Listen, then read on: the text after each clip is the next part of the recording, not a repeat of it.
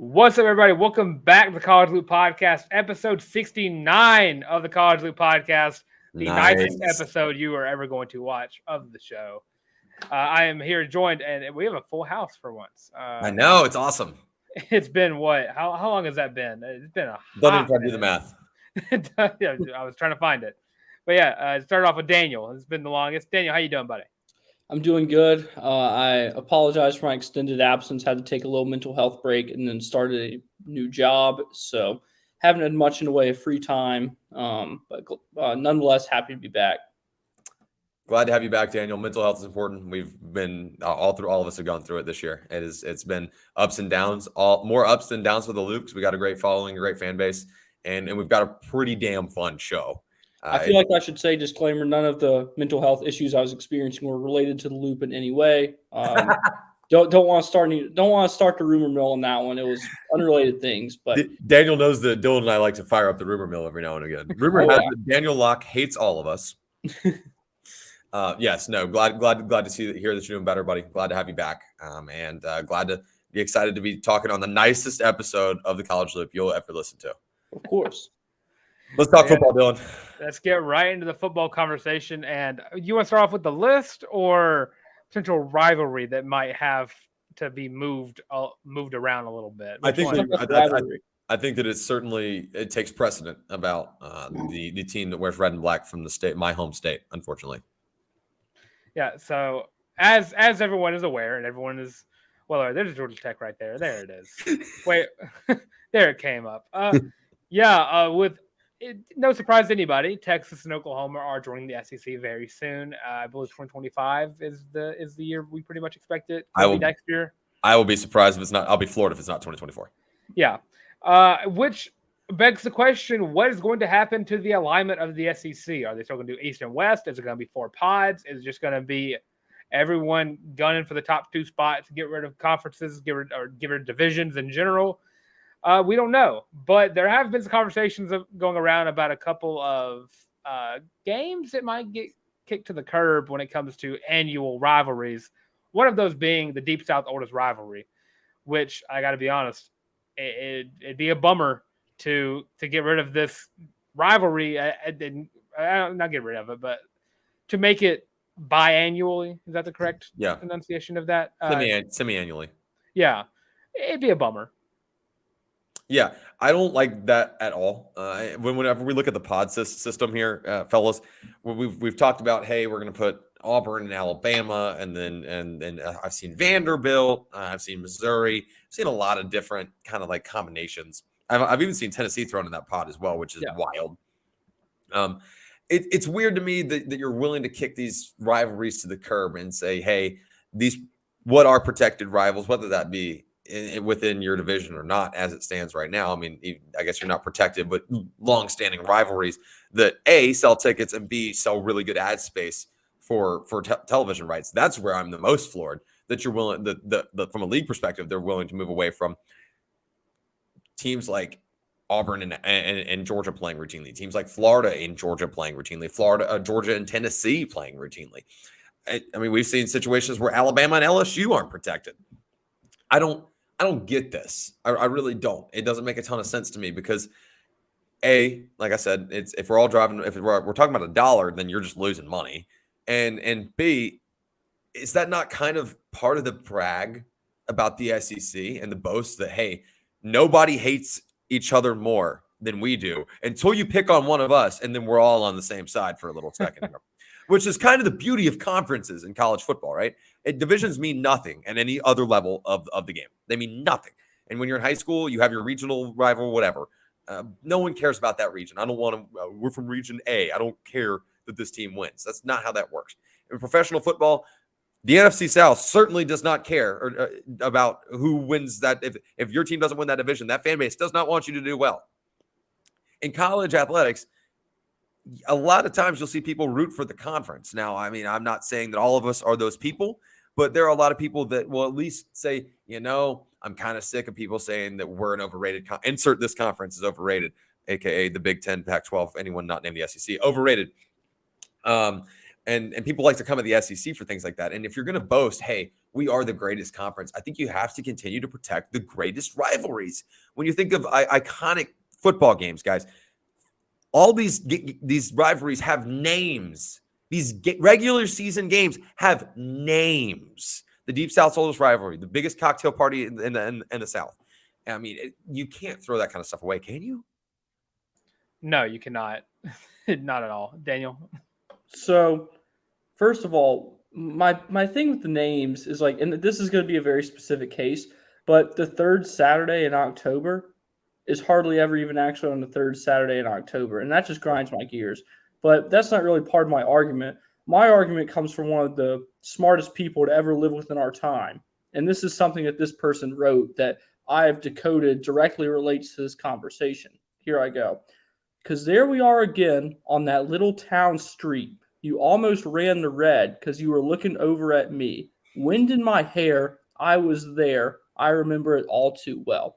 So see, what I've decoded this to mean is that Auburn has not been competitive in the Deep South's oldest rivalry since 2017. Okay? 6 years. And in my opinion, I don't know what these looks are for. In my quoting opinion, Taylor Swift on our podcast. yeah, and that's what they're for. Anyways, no, it's got to go. It's ran its course. It's got to go. It's ran its course. It's over. No, it is not ran its course. They've won the series. Deep South's oldest rivalry has not run its course. It's over. The special thing about Auburn is the fact they play Bama, LSU, and Georgia annually. You don't back down. That's so hard. And get better. Auburn has built a brand on the underdog, and college football is at its peak whenever Auburn finds a way to beat all three of those teams, or at least two out of the three in the same year. Because those have been the most special years as an Auburn fan watching that. And Georgia has produced some of the greatest moments in Auburn history. There's also, I mean, I understand your argument that Auburn's not beat Georgia since 2017. Trust me, I lived through all of my undergraduate years as an avid not liker of the University of Georgia. Flip that hat back around. Yeah. And that, all that to be said, there is something tangible in the air when you go to a rivalry game. It is tangible. It's different than when Auburn plays any other SEC school. I know people have beef with certain fan bases for different reasons, and that makes the game more fun. Love that. I know Dylan's disdain for Ole Miss. It's a strong one.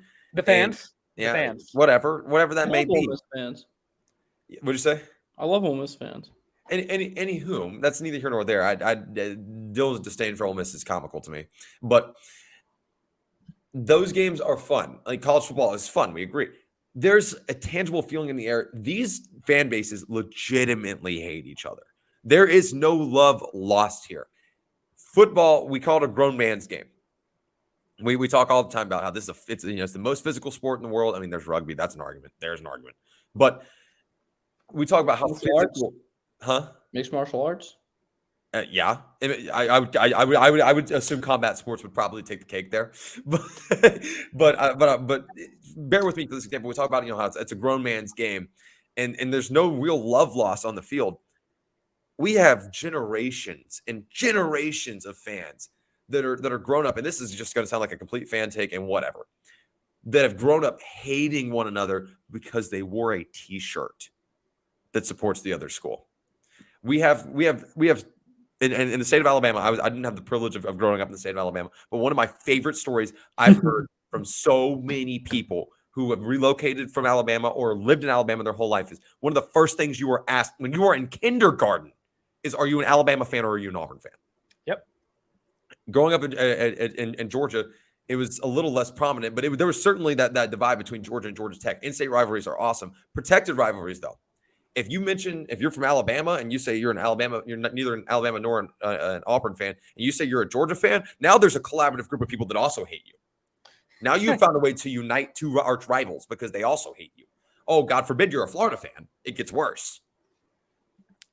You can't take these away, man. I mean, can you imagine just not having that level? We cannot remove that depth of passion from college football, especially if we're going to continue to argue that it's better than the NFL. I'll stand by that and I'll die on that hill because it's all about fan engagement, man.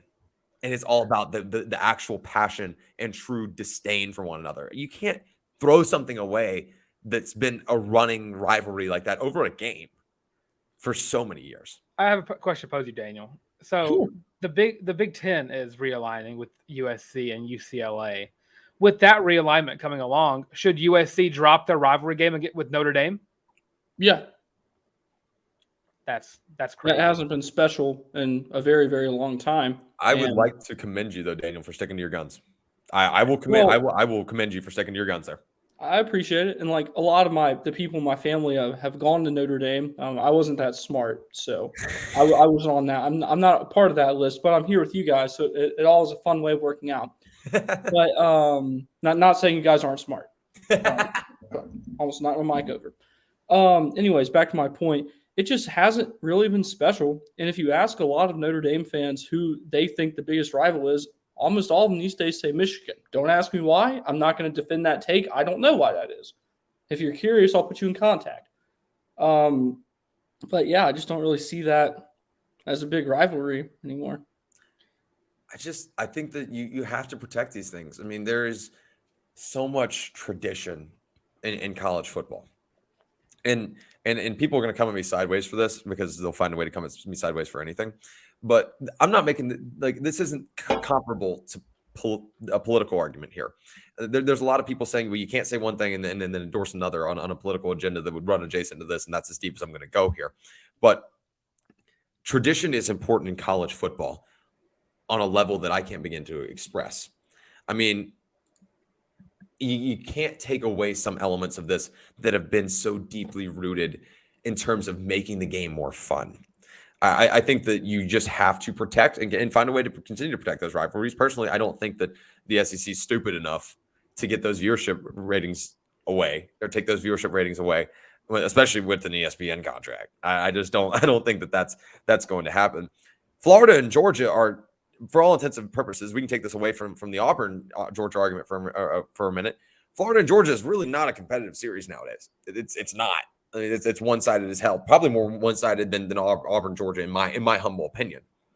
I don't think it's that different. That game draws huge crowds. It's always been the CBS games in the past, and it's drawn huge viewerships. Alabama and Tennessee until this year. Who the hell cared? I mean, Alabama beat the hell out of Tennessee every single year. Morgan Wallen wrote a song about it, and to the point where that game was such a beatdown, and Tennessee fans knew before they went in the stadium that it didn't matter. And then suddenly, the unthinkable happens, and we get this beautiful pageantry outlook and display of what college football is all about. And it's the David Goliath thing, man, right? And even when rivalries are quote unquote dead and we whoop your ass every year, whatever, sometimes you don't.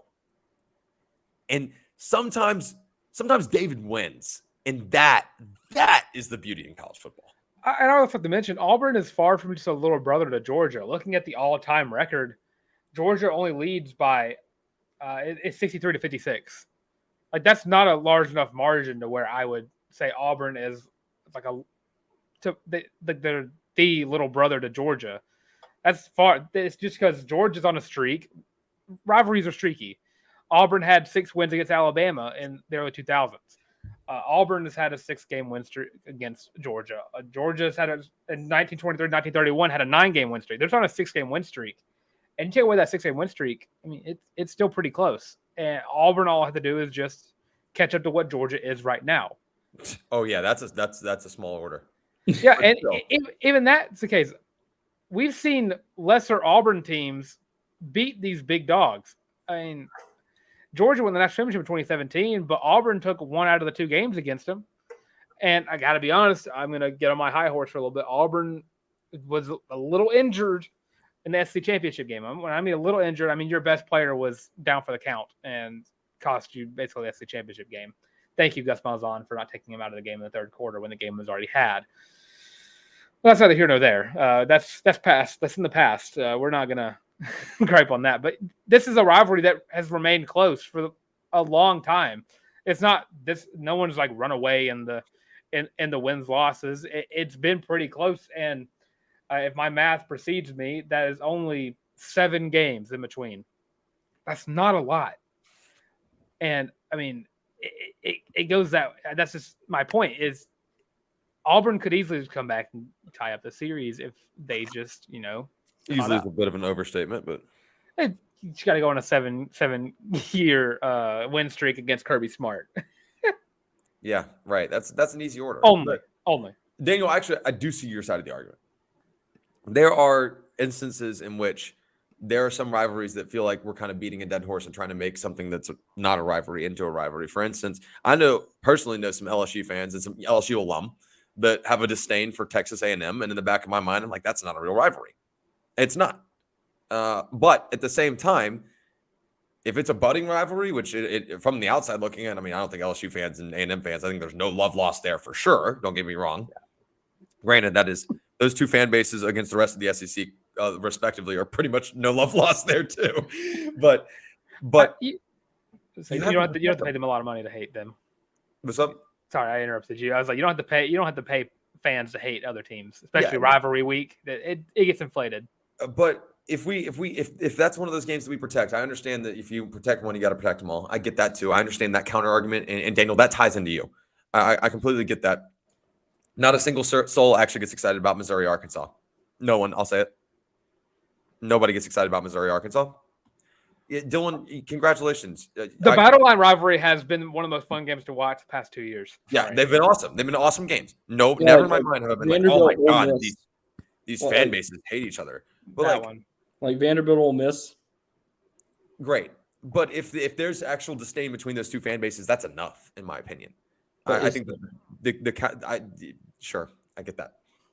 The counter argument to that, though, is just that it's not just, this is the way we've always done it. There are tangible results, especially financial results, that benefit the conference and benefit the game and benefit the NIL collective in turn and recruiting. And there's just so many layers that go into that. How many recruits looked at what Tennessee did over Alabama in one of the best games I've ever watched this past year and said, man, they're doing something special at Tennessee. I mean, we saw that the results are there. And I think that it's just, there's too many layers for you to want to move away from that. I think that's kind of where we can put a nice bow on it, because this conversation went way longer than I thought it was going to. And to point out for a little bit, the Battle Line rivalry was also a Big 12 rivalry. You got to remember that as well. Let's also just point out that I don't care. Sorry, I'm an avid enjoyer of the college football sport. So I watch them all. I watch them action. I'm not embarrassed to admit it. I'm a Hawaii Challenge guy, Tarr. Oh, dude, I love the Hawaii Challenge. Continue. Let's talk about our list. Yeah. So we have, if you remember, if you've been an avid follower of the College Loop, you know that early in January, we did a little list doing our top 5 most impactful transfers. And I think we can agree that some of the guys that were on that list are still there. There's one guy in particular who I'm just going to name drop real quick, who is definitely not on any of our lists anymore. Demario Tolan, who was, I believe, unanimously number 1 on both me and Tarr's previous list. Yeah, that happened. And I think I'm going to have a little hot take about this list, because I brought up that early on, and that pretty much happened. So we're just going to each go 5 and whatnot. Just everyone goes 5, 5, 5. Let's go 3 here, just because we're running long right now. And we can publish a full 5 on socials. Go and plug that, make it a social exclusive. Yeah. Let's go top 3. So cut your bottom 2 on this in this example. All right. Who wants to lead? Dylan, your list man. Dylan. Oh, Daniel wants to go first. He volunteered. Go ahead, Daniel. So am I doing all 3, or are we just going to go like 3, 3? 3, 3, 3. 3, 3, 3. At number 3, I have the man himself, Peyton Thorne. That's a good take, Daniel, because so do I. I'm going to say I have Rivaldo Fairweather here. The tight end. Auburn finally has a great pass-catching tight end of the likes that we haven't had since, I want to say, CJ Uzama, really. And even go further than that, Phil Buxton-Kirkin. Auburn truly has a threat and has the coaching staff and to boot with that as well. I think that my argument for Thorne is that I actually happen to know for a fact where he's going to wind up on your list, so I'm going to go and spoil here. That he plays the most important position on the field, and the fact that he's the presumptive starter, we're talking most impactful. That's pretty damn impactful. And I wanted to put him higher than that, but I've talked myself down to 3. So that's kind of my logic behind that, Dylan. Let's hear your number 2, Daniel. I've got Avery Jones. Rebuilding the offensive line's been a huge focus for Hugh Freeze. This guy's going to help get it done. And I definitely did not write down Avery Johnson, the former head men's basketball coach at the University of Alabama. Oof. I like your take, and there's going to be a lot of offensive line conversation in this, I know for a fact. But I'm actually, man, I'm really, really inclined to go Austin Keys. I think that it's important to add pieces, right, to that linebacker room. And at this point, you just kind of need bodies. And I think that he's probably, no disrespect or no slight to Elijah McAllister, I still have him as a high impact guy. He would have probably made my honorable mention long list. But I think that you bring in a guy with SEC experience and you put him into a defensive scheme that actually concentrates on playing defense, and he can actually benefit the guys around him a lot. And between him and Elijah McAllister, I think you can impact a lot of those younger guys that a lot of Auburn fans are hoping can be developed into good talents. Here to Mario Tollins, guys of that nature, Keldrick Fox, and like that can come off the edge. And I think that Austin Keys can be an immediate impact. Yep. My number 2 is going to go on the same side as Daniel here. Avery Jones is mine. He is the highest ranked transfer Auburn picked up by 24/7 for a reason. I think I like to do a little throwback to all my player comparisons. I think Auburn got their best center since Reese Dismukes. And if you watch Auburn football long enough, you know Reese Dismukes was him. True. Before Daniel goes, I'm gonna count us down from 3, and let's see. There's one name that I think we're all about to say for our number 1 most impactful. Let's try this. Ready? Everyone say it on the count of 3. 1, 2, 3. Gunnar Britton. Gunnar Britton. Yep. Thank you. I lagged in real life though. Yeah. You get your guy at right tackle. We assumed left tackle, but he is playing right tackle to Dylan Wade's left tackle. 6'6", 305 pounds, Western Kentucky. Dude is a absolute menace. I'm gonna let Daniel talk about Nick Martin a little bit because that's what he just said. I don't know if that was a joke or not. But yeah, Gunnar Britton is a monster of a human being who is going to be the anchor of this Auburn offensive line. And as I say every time I talk about Gunnar Britton, he is going to be be the best tackle Auburn has had since Greg Robinson, who went number 2 overall in the NFL draft. I agree with you 100%. I'm going to go and retweet what you said so we don't run too long on this segment here.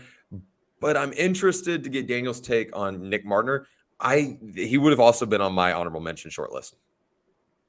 Nick Martiner's him. A lot of doubt coming in. I took him number 3 when we did this for the first time. Continued to impress me, so he climbed up. I get that. I'm not 100% sold on his role in this offense just yet, just because I don't necessarily 100% know that that's kind of signed, sealed, delivered. Does that make some sense? Especially with late additions coming elsewhere, namely Shane Hooks from JSU, just because of frame, right? 6'5". It makes it, I mean, there's a comparison, right? And other locations, of course. But Martiner fitting into this offense, I think, could be impactful. We'll just have to see how that kind of shakes out. I'll be interested. Another name that I think we would all kind of universally agree, just kind of throwing out there, I think Brian Matee is probably on that list. He's on my short list. Yep, he'd be on my short list. And I mean, the transfer kind of like, you can kind of go down the list here because a lot of these guys are going to be immediate. I basically have 5 honorable mentions. I basically made a top 10 list. Yeah, that sounds like you. Yeah. I will say, can I argue your Peyton Thorne point for a second? I'm pulling out. No, you can't because I'm right, but you can try. I'm going to pull out some receipts. There was a couple of episodes where Harrison Tarr has said for Auburn to have a successful year, Peyton Thorne just has to be average. Mm-hmm. I think that kind of negates the whole. No, I think that I counterpoint. I think that bolsters my claim. I don't know. I said that Peyton Thorne needs to be average, which would include consistently average. Robbie Ashford up and down. Don't know what the future looks like for Holden Garner. I don't think it's in the orange and blue. It's not, unless the orange and blue is in Florida or right or elsewhere.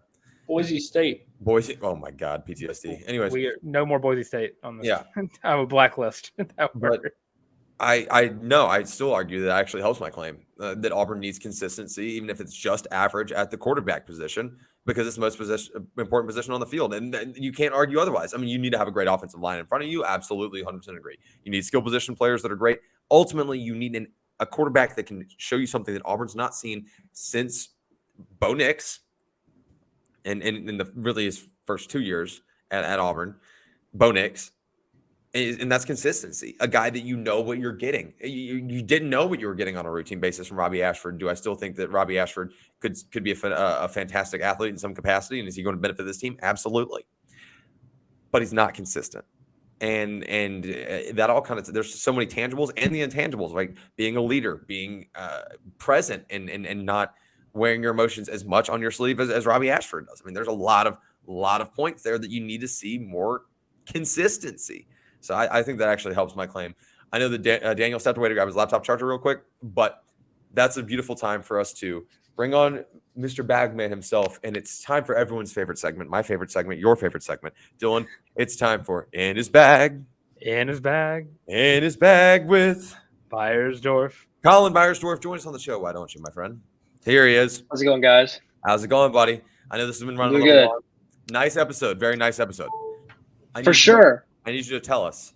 It's a beautiful segue into our men's basketball conversation. I got the sneak peek. We got the sneak peek of who's in their bag before today. We get the exclusive access to Bagman. You got a little peek inside? I got to take a peek inside the bag. Who's in their bag? Yeah, so in the bag, I think it's that Auburn front court. We had, 3 players in the past 5 days say that they're coming back to the Tigers. It's just bolstering up this roster. It's finally looking like we have kind of a clear vision of what's going to happen in this 2023-2024 season with Jay Will, Janai Broom, and Dylan Cardwell all saying they're coming back to the Plains. I had no clue Dylan Cardwell was ever going to leave, but he's back, and we're ready for it. Yeah. No, I that's a great take, and that really segues nicely into what we're about to talk about. So big thank you to Mr. Bagman. It's always good to see your beautiful face on the screen. Yeah, I'll put it on there anytime. I know you will. I know you will. And we will take full advantage of that. But let's talk men's hoops, fellas. And we'll kick Colin back to the curb. We'll send the Bagman back into his bag. All right, I'll see you boys. Let him get into his production bag, and we'll talk Auburn men's basketball. Okay, couple housekeeping things before we can get into the conversation of returners. Julian Phillips has decided he's going to stay in the NBA draft. Julian Phillips to the Plains thing apparently was just never going to happen, and that could also become like verbal meme. Jaylin Green 2.0. Apparently he had a really good combine. I don't really watch the NBA combine like I did the NFL combine, but Julian Phillips popped off, and maybe it's just Rick Barnes didn't use him right. Rick Barnes misusing a player, color me surprised. Anyways, well, there's your first little tidbit of housekeeping. Second off, Tyron Lawrence is returning to the transfer portal, and it sounds like Vanderbilt could retain him, which is not what I saw happening even a little bit, but here we are. And I mean, at some point at the college game, as long as if you're a hooper, you're a hooper, and the NBA will find you. So that'll work out fine for him. I don't necessarily know that really kills Auburn's chances. I think that Auburn has a clear vision, as Bagman himself a second ago mentioned. Fellas, I guess before we can do that, Dylan put in a graphic for me, so I'll make sure that I don't overlook this. Daniel, this graphic is comical. Oh, I can't wait. I've seen it. It's so funny. Alan Flanagan has returned, and if you guys are watching the YouTube version of the podcast, it's unbelievable. This is made on like Microsoft Paint by like an 8-year-old. But Alan Flanagan is headed to the SIP and going to play under his father now in the Ole Miss administration, and he'll be on that as a part of that rebuild after firing Kermit Davis. This is completely expected, which is fine. I'm really not hating on anything other than the graphic. I'm happy for the Flanagans, and I think that most people wish them all the best. But I also wish that they would have found someone that can actually do some graphic design. Dylan, you could have done a way better jersey swap than this. Yeah, so I've said it before. This might go down as one of probably the second worst graphic I've ever witnessed in person. Because looking at it, I can't tell where the jersey ends and the pants begin. There's just a lot of bad. There's nothing going on. I can see it's Auburn jersey behind the blue sleeve on his right arm. And I think the only graphic that I have ranking worse than this is, of course, the Penn State Super Bowl graphic. And that's out of just memery. Yeah, that's just because that was just hilarious, and I will try to replicate that as much as possible, no matter what. But yeah, this graphic one more time. If you're watching, if you're listening, just go to Alan Flanagan's Instagram. It is still up somehow. I don't know how he's not been. And people are clowning him in the comments for it. Exactly, because it is bad. It's pretty bad. But Alan Flanagan headed to Ole Miss as we expected. Wishing both of the Flanagans the best of luck, except for twice a year. So that all that to be said. Now we're into the actual conversation. Dylan Cardwell's pulled his name out of the draft pool, which we missed, which we mentioned just a minute ago. And Dylan has in SpongeBob font. We are so shocked. Jaylin Williams also returning. Most importantly, Johni Broome back in this picture now. We talked about this already, but your tall three are now returning. Your trees are now returning back to the roster officially. Guys, how big is this? Auburn's like kind of a complete roster now. Yeah, I put up a little graphic earlier yesterday as this is coming out, talking about Auburn will win blank amount of games in 2023. And my starting lineup is just Aiden Holloway, Denver Jones, Jay Will. I put Chad Baker-Mazara in there because I think his shooting definitely promotes him to a starting role. 100%. And Johni Broome. And the comments I've been getting are a lot. Y'all blew this up. Thank y'all so much. I was literally about to say this one kind of snapped. 203 likes as I'm looking at it right now. Hopefully get to 1,000. Let's go. We're almost there. A lot of 30s, 27s, 30s, 28s are the wins. People are saying someone said 40-0. Love that. That person's correct. 32, 26. Someone said 7. Someone said all dim. Verbal meme, by the way. Just a lot of people are agreeing. Is between 23 and 27. And actually, I think that's the sweet spot. Exactly. And there's still some guys that we're hearing about. Fall. I'm B. Fall, who is a Arkansas commit from class 2023. He signed in November of 2022, but there's been some smoke on Twitter. I don't know if it has any backbone to it, any real intentions of him coming to Auburn.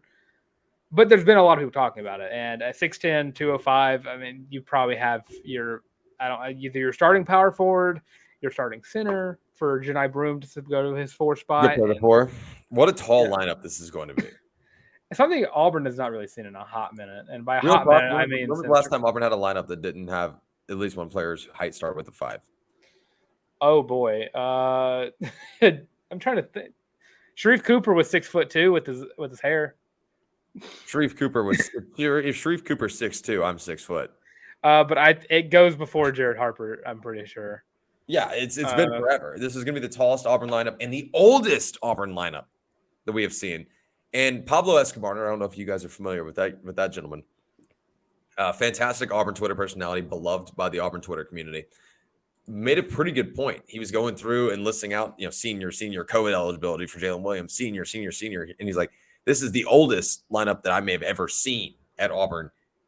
And a lot of people are really excited about that. All these guys bring a lot of college basketball experience. A lot of them bring NCAA tournament experience.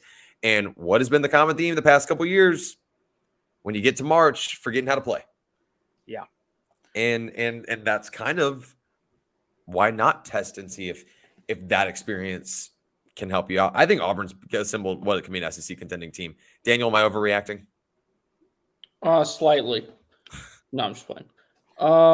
Yeah, it's good to be tall. I've said it time and time again on this show. I'm sick of these 5'10", 5'11" basketball players. Okay, good answer. Way to clarify that. Well, I mean, I'm 5'11", so I'd be hating on myself too. I'm still gonna say whoa, because Jared Harper, Sharif Cooper, and Wendell Green hold a very special place in my heart. That's wonderful. That's wonderful. It's a new day. I don't care.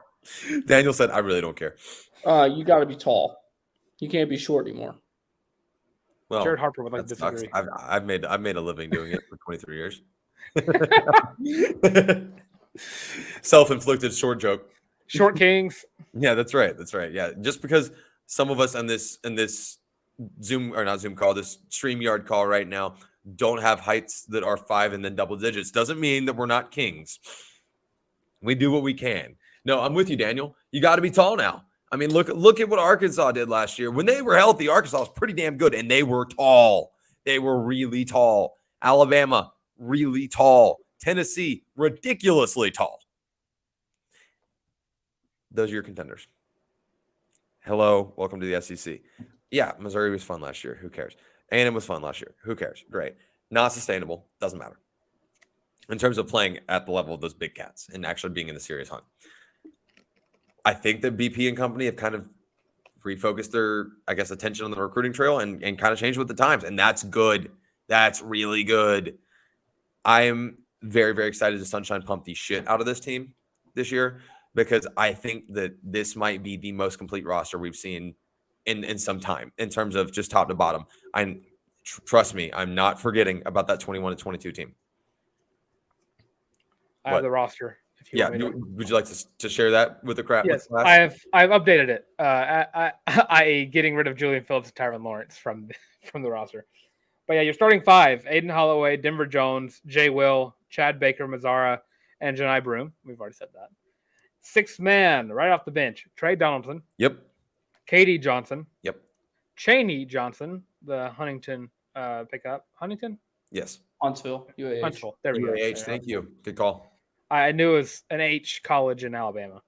Leor Berminator, Dylan Cardwell, and of course Semo, and a couple of other guys that are probably sprinkled around there. I think Auburn has, I believe, 2 more scholarship spots open. Yeah. Me and Colin talked about this earlier. Is it 2 or 3? We'll see about how that's divvied up because I think Auburn still has to give up 1 scholarship spot this year. Oh, that's right. I forgot about those things that happened. But it's in the past. Yeah, whatever. Who cares? Just forget about it. I've never wanted to use an F word on the show before, but F you, Chuck Parsons. Yeah, I don't blame you. Yeah, that's kind of how I feel about that. We have mentioned Chuck Person, Sonny, the baseball coach. Can't remember his last name. I blank out all the bad coaches. We have mentioned Gene Chizik, Brian Harsin. So many of these bad coaches have been named, and I'm not even. Bad. Huh? Gene Chizik won Coach of the Year in 2010. He was not the reason Auburn won that. He was a product of Cam Newton and Gus Malzahn. You're right. We really did talk about Sonny Galloway on the past couple shows. We did. Not to mention, we bring up he who must not be named. That's Auburn, the actual Voldemort. Who? Not important. Think softball. He's a picture of he's on a picture of a schedule in Mama Goldberg's. Yeah, you'll see him there. And think Auburn basketball too. Yeah. All right, it's baseball. Anyways, yeah. And before we start talking about Tony Barbie, let's go over to let's talk Auburn baseball, and we'll talk about first off. If you're going to be in Auburn, Alabama this weekend, you're not going to the regional. What the hell are you doing? That ballpark is going to be rocking. I've heard rumors that there's going to be a swimming pool in right field, so that's cool. I guess cool off. I'm sure there will be some adult beverage refreshments available. I have seen with my own hands how rowdy that crowd gets in right center field. Guys, Auburn has the most interesting and exciting, in my opinion, if you're an Auburn fan, group of a grouping and pairing for the NCAA tournament. Sorry, I tried to get my verbiage together there for a second, and I'm getting distracted because I'm reading messages that are coming through on the TCL hotline. If Auburn can get out of this weekend against Samford, Southern Miss, and you pin, so miss, and Samford. There is a non-zero chance that there will be a super regional in Auburn, Alabama. Clemson's got to play Tennessee. Tennessee, next to Auburn, probably the hottest baseball team in the country right now. Auburn fans, this is going to pain you because just about nobody likes Tennessee baseball. You should root for them like hell this weekend. Because if Auburn, Alabama hosts a super regional, they're going to lose their mind. First thing Auburn's got to do before we can get there, though, guys, sell your soul for a Friday night win. Thank you. And they've got to have the pitching rotation that we've seen. And by the way, Carson Swilling into the portal to South Alabama. Just side note. Yeah, that's happened. That just was like, hello, that happened. Okay, great. Your team's still playing. But anyways, that was bizarre to me. You've got to make sure that you beat up on these teams that you're capable of beating up on. Southern Mississippi is a fantastic baseball program. I mean, I don't want anybody to – they hosted a damn regional last year. And not to mention, they've upset LSU when LSU's hosted a regional. I think they've done it twice. Maybe not over LSU, but over another notable program. This is a team that you cannot sleep on. And I'm not saying you can sleep on Samford. I'm not saying you can sleep on UPenn. All three of these opponents are solid, qualifying opponents. You have got to make sure you're playing smart baseball this weekend. This is not the weekend to get cute. This is not the weekend to see how long you can let guys go like a Chase Allsup if he's getting knocked around. This is not the weekend to figure that out. You should have already figured that out. This is your weekend to try to save Tommy Vale for Saturday if you can afford it. Your pairing should be favorable where you can throw an Allsup on Saturday. You've got to try to save, excuse me, if I said Saturday for Vale, I meant Sunday. You've got to try to save Tommy Vale for Sunday. He has been your guy this year. He is the guy from a pitching perspective. And you need to not let opponents get you into your bullpen. Do not do it. Don't do it. Don't do it. I'm not saying that the Auburn bullpen's not been better as of late. They have been. But you've got to have fresh arms going into Sunday. Because when you're inevitably playing, and I'll go ahead and predict right now, because I'm not going to be on the Sunday show, my prediction is going to wind up Auburn and Southern Miss. I would assume both in that winner's bracket. Loser's going to play the winner in the loser's bracket, obviously. I'd like to think that Auburn can be set up nicely to where they can play need to lose two over Southern Miss, but you want to play your bare minimum in this weekend. You have to. And with bare minimum is what, 3 games in regional, right? Yes. Friday, Saturday, Sunday. You've got to make sure that you put yourself in a position that you don't have to win twice. That is going to kill you. And especially in a doubleheader context, Auburn's just not been good in doubleheaders. They've just not. We've seen them get blasted by South Carolina and then wind up turning around and winning the next one, or vice versa on a couple of other situations. But you don't want to get your back into a corner. And then you can start, once you've taken care of that and put yourself in position to have to be beat twice on Sunday, then you can start scoreboard watching in Clemson, South Carolina. Just my thoughts. Interested to get y'all's. Yeah, and Daniel, go ahead. Sure. So the biggest takeaway I have just from looking at this is, man, this just feels like a trap. Yep. This just feels like something that shouldn't go wrong, that very well could go wrong. 100%. Southern Miss, like our good friend Colin Byersdorf said before we got started here tonight, they're a Power 5 team killer in baseball. The app date for college baseball, for those of you who don't watch college baseball but do watch college football. Sure. That's a brilliant comparison, Harrison, for real. Thank you. I really like that. Samford, a team that's given Auburn some trouble in the past. I don't know anything about UPenn baseball. I'm not going to pretend to, but there's just something I know about Northeastern baseball players, and they don't quit. Well, to build on your Samford comment about them being a solid program, let's not forget they're conference champions of the SoCon. And of the non-Power 5 conferences, actually SoCon baseball is pretty damn competitive. Am I a little biased? Yes. Do I call SoCon baseball on ESPN Plus? Sure. But I've got to watch a lot of Samford games this year, and they've got some guys on the bump that can give you fits. They have a lefty that's 6'7", throws 103 when he really gets up on his high horse, and he'll float around 99.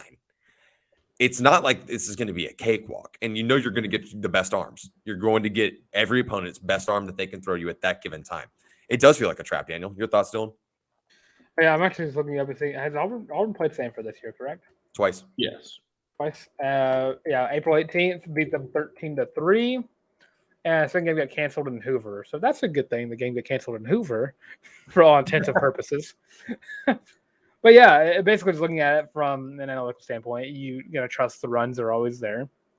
Auburn has been one of the hottest teams at the plate. Hottest teams in general, but one of the hottest teams at the plate in the country. And, of course, you have Cooper McMurray, Ike Irish, Bryson Ware, Cole Foster. We've talked about hates trees, and there's a lot of trees in Auburn, Alabama, especially past that right field gate.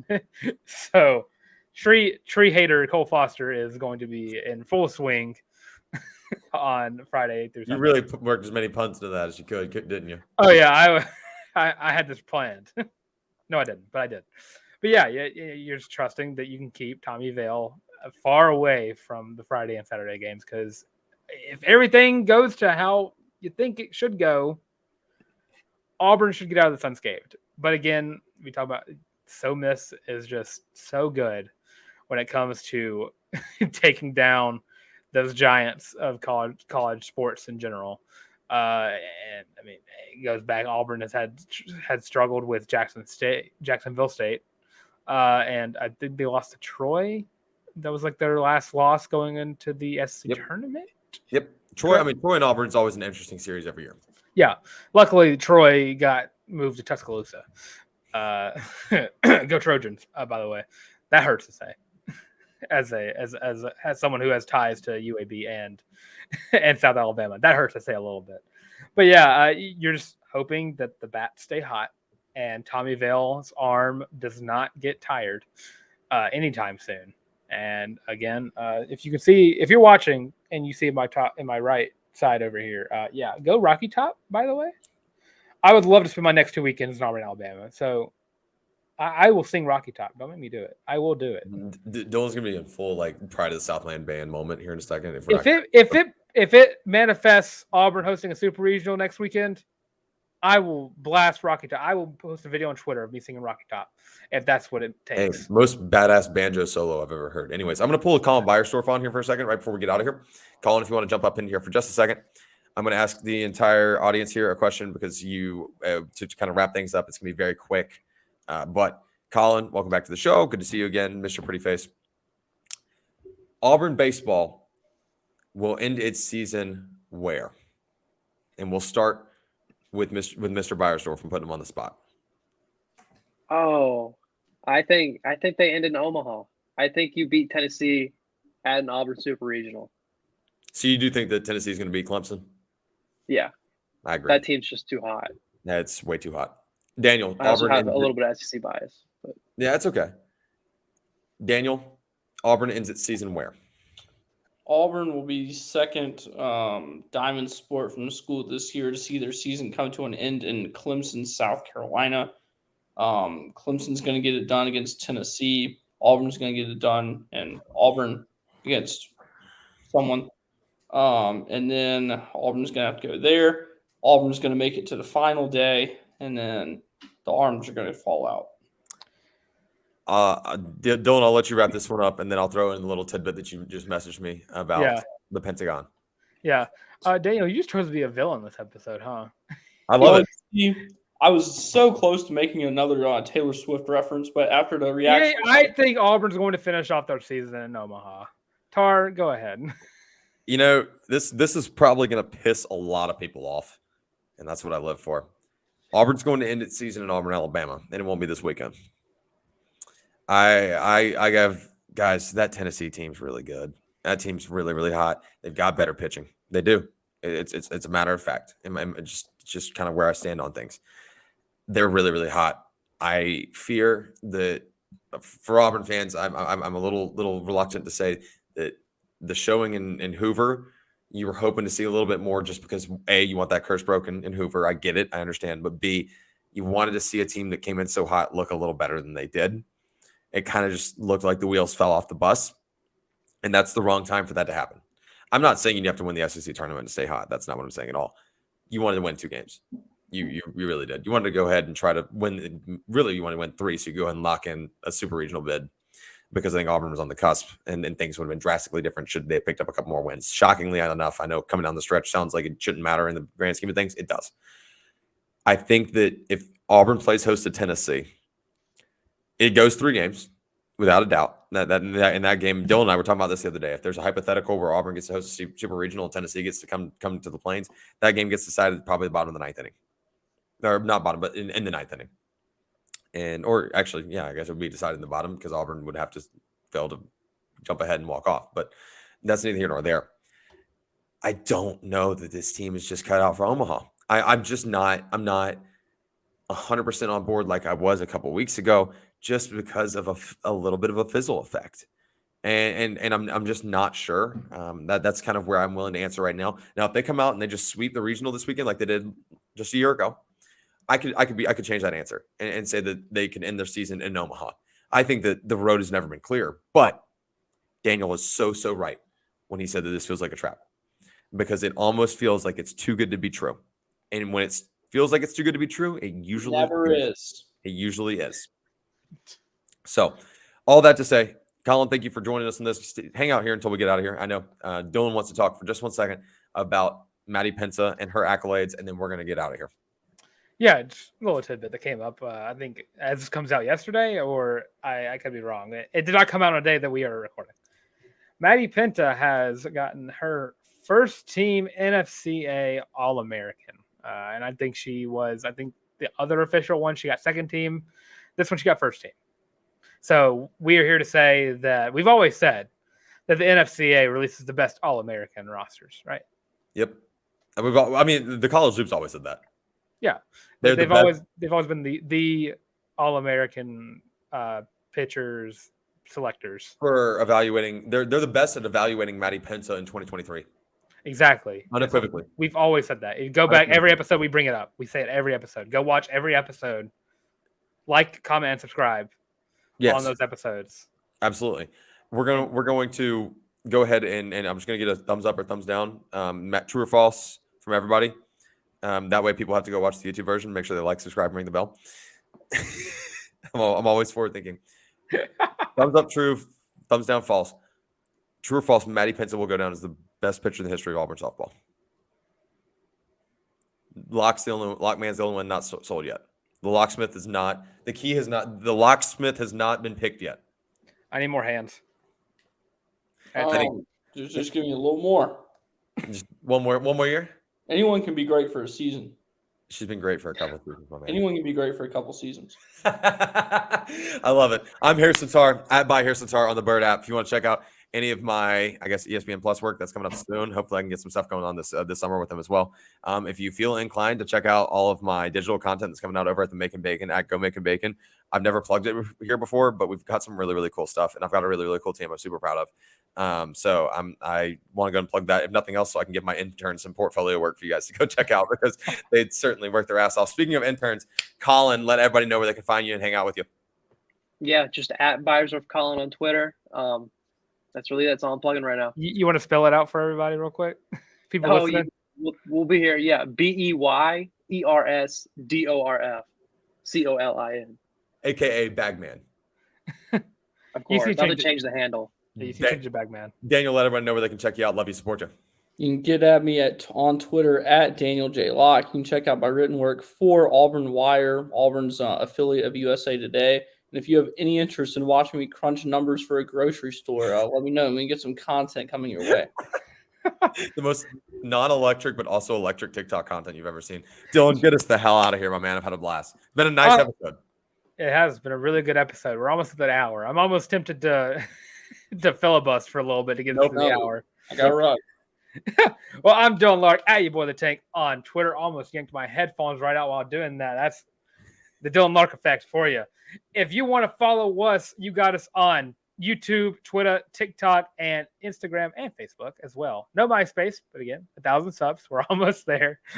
I have broken Tarr. Is what's happening. And remember, I'm laughing at Daniel telling you to wrap up the 69th episode. Continue. I missed that. Yeah, and remember, we're only 35 subscribers away as this is being recorded from Daniel having to go do a little TikTok dance, and I presume he's going to do it to a Taylor Swift song of some kind. So, Lord help us when it comes to that. But if you want to listen to us, you also got us on Spotify, Apple Podcasts, Google Podcasts, and Amazon Music. With all that being said, this has been the nicest installment of the College Loop Podcast.